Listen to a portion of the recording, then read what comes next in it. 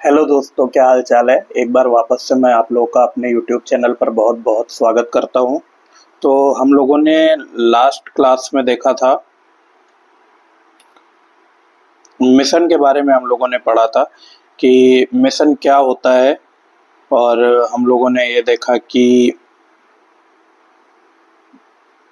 एक सेकेंड रुकिएगा जी। हम लोगों ने डिस्क्राइब मिशन के बारे में पढ़ा कि मिशन डिस्क्राइब करता है किसी भी बिजनेस के पर्पस को, और उस कंपनी का प्रेजेंट बिजनेस क्या है। ये तीन इंपॉर्टेंट क्वेश्चंस को जो है डिस्क्राइब करता है कि हम कौन हैं, मतलब who we are, what we do, why we are here. Okay, तो करंट सिचुएशन होती है who we are, what we do, हमारा बिजनेस क्या है, और where why we are here, हमारा पर्पस क्या है यहाँ पर होने का। It announces what the company is providing to the society, कि हमारी कंपनी जो है सोसाइटी को प्रोवाइड क्या कर रही है। ये जो है हमारा मिशन बताता है।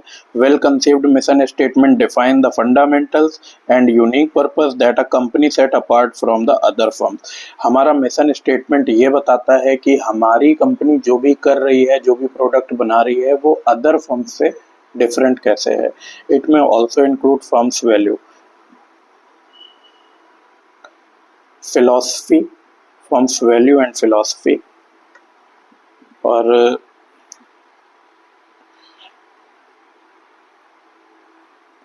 फिलॉसफी अब philosophy about how it does business, कि हमारी कंपनी बिजनेस कर कैसे रही है और ये अपने एम्प्लॉयज़ को ट्रीट कैसे करती है, इस बारे में जो है हमारा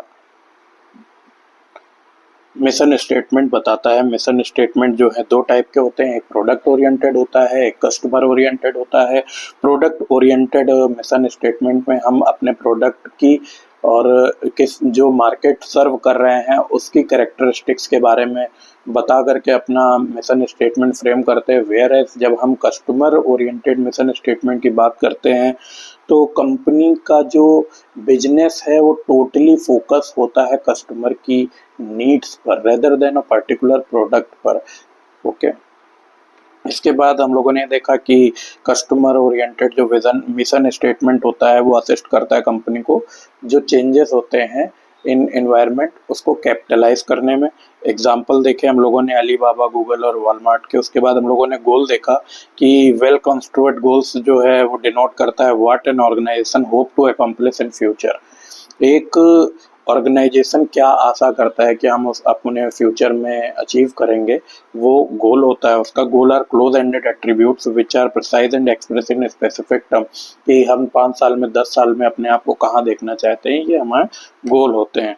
गोल represent future state of outcome put in now. Goal जो है रिप्रेजेंट करते हैं कि हम जो आज जो है एफर्ट्स पुट कर रहे हैं उसका फ्यूचर में आउटकम क्या हो सकता है। ओके, तो यहाँ से हम अपनी क्लास 4 स्टार्ट करेंगे। क्लास 4 स्टार्ट करेंगे और उसमें हम सबसे पहले एक चीज़ ये देखेंगे, ये हियरार्की होती है। सबसे ऊपर हमारा होता है विज़न, उसके बाद आता है मिशन, फिर गोल, फिर ऑब्जेक्टिव। ऑब्जेक्टिव सबसे छोटी यूनिट होती है, इसको पूरे करते हैं गोल पूरे करने के लिए। गोल पूरे करने मिशन पूरे होते हैं। मिशन जब पूरा होता है तो हमारी कंपनी का विज़न अपने आप पूरा हो जाता है। अब हम पढ़ेंगे ऑब्जेक्टिव्स के बारे में, क्योंकि हम लोगों ने विज़न, मिशन और गोल 3 पढ़ लिए। तो अब हम लोग ऑब्जेक्टिव के बारे में पढ़ेंगे। Objective, it is defined as and that specifically states how the goal shall be achieved. तो हमारे ऑब्जेक्टिव जो है स्पेसिफिक एंड टर्म्स होते हैं जो हमें ये बताते हैं कि हम अपने गोल्स को अचीव कैसे करेंगे।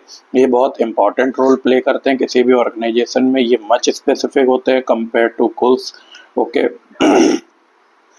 ये डिनोट करते हैं फ्यूचर स्टेट्स और outcome. It helps organization in to pursue in its vision and mission. ये किसी भी ऑर्गेनाइजेशन को अपना विजन और मिशन को अचीव करने में हेल्प करते हैं। ये प्रोवाइड करते हैं decision making, strategic decision making में जो है बेसिस प्रोवाइड करते हैं। It provide standard for performance appraisal.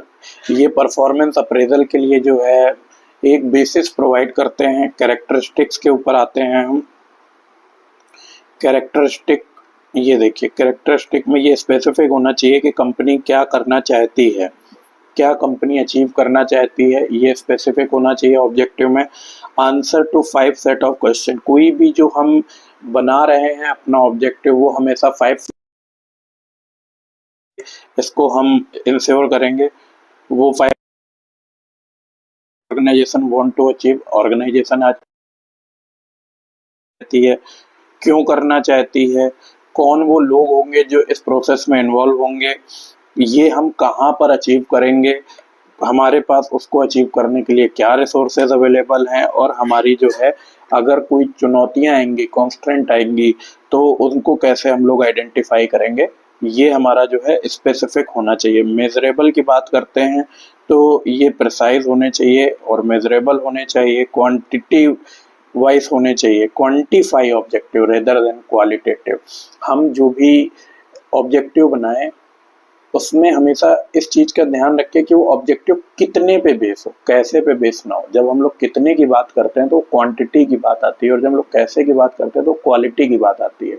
बोलते हैं ना कि भाई कितना लेकर के आए, मतलब क्वांटिटी बताइए आप, और हम लोग पूछते हैं और कैसा रहा एक्सपीरियंस, तो क्वालिटी की बात होती है। उसके बाद हम लोग अटेनेबिलिटी पे बात करते हैं।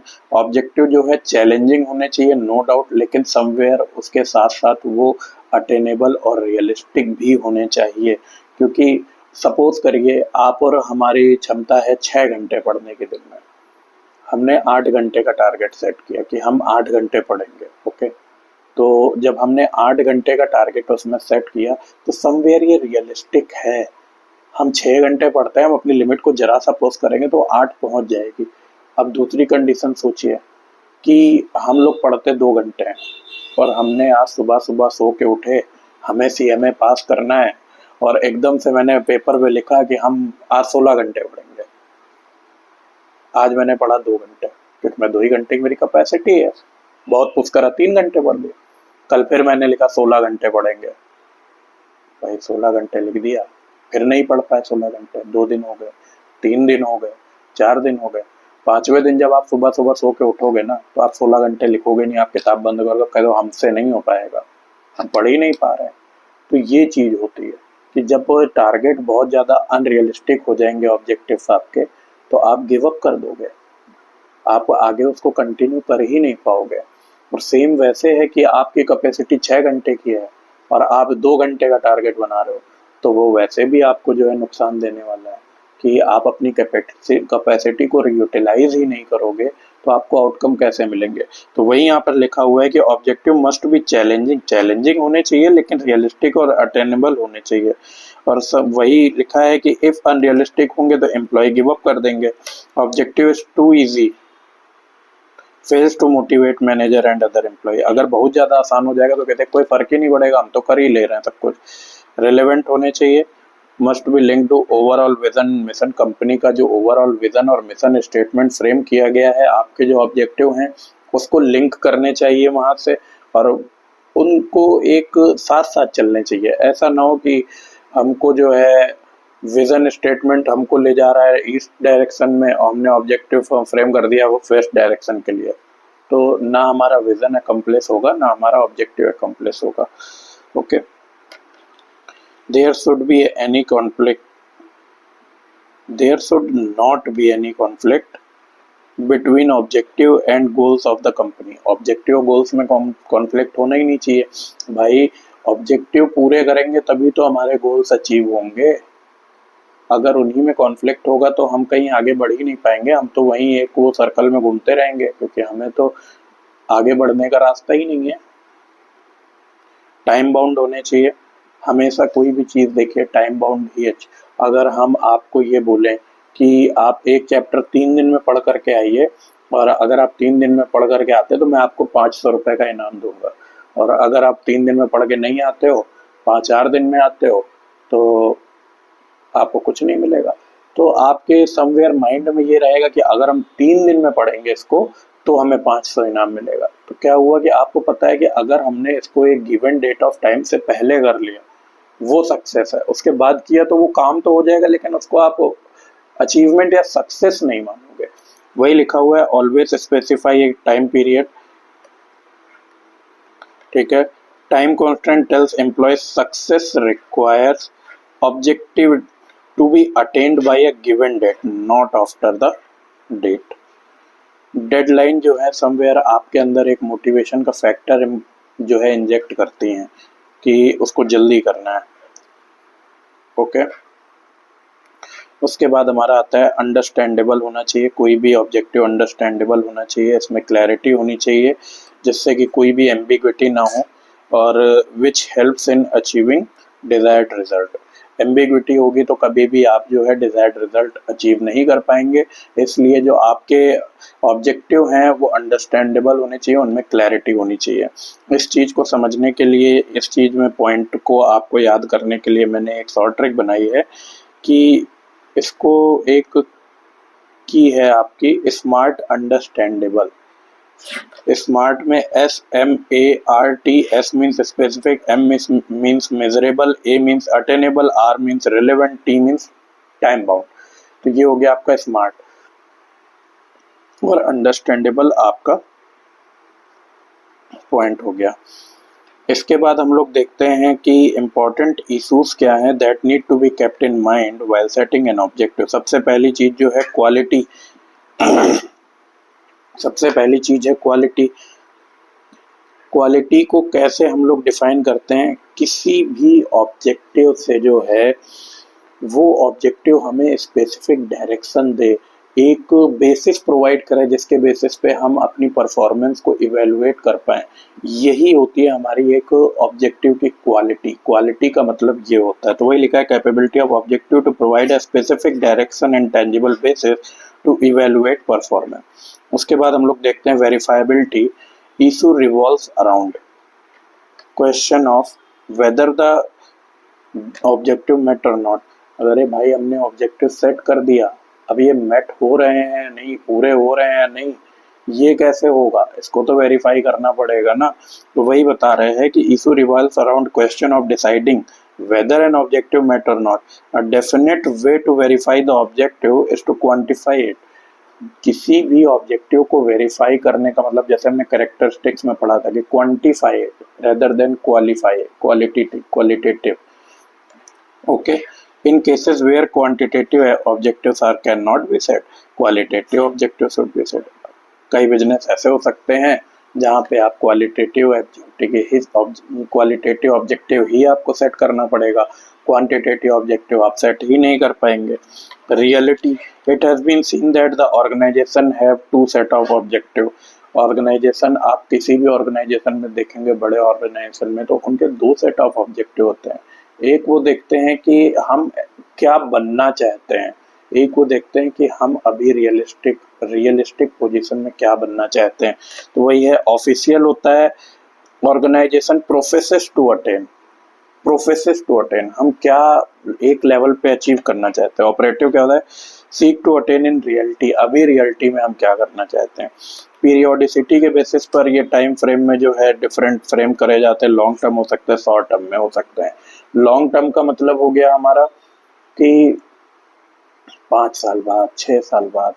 तो इसमें क्या है, सर्टेनिटी आपको कम मिलेगी, इसमें लैक ऑफ सर्टेनिटी होती है, तो ये जनरल इन नेचर होते हैं। लेकिन आप शॉर्ट टर्म की बात करोगे तो इसमें सर्टेनिटी है भाई, समवेयर सर्टेनिटी है। अगर आप आज कोई काम कर रहे हो और 4 दिन तक उस काम को कर रहे हो तो आपको पता है कि उसका आउटकम क्या हो सकता है।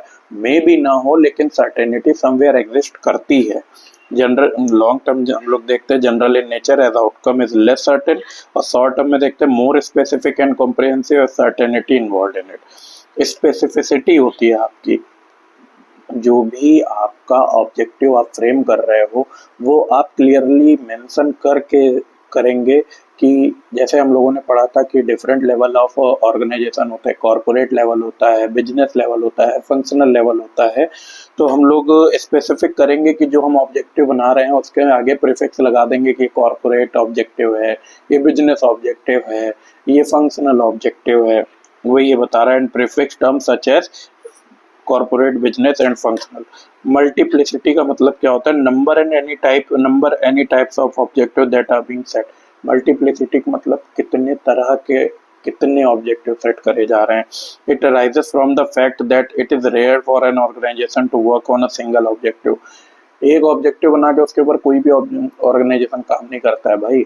हर ऑर्गेनाइजेशन के अपने मल्टीपल ऑब्जेक्टिव्स होते हैं और वो मल्टीपल ऑब्जेक्टिव्स पर ही काम करते हैं। लेकिन एक चीज़ आपको हमेशा याद रखनी चाहिए, किसी भी चीज़ की अधिकता और किसी भी चीज़ की कमी दोनों ही नुकसानदेह होती हैं।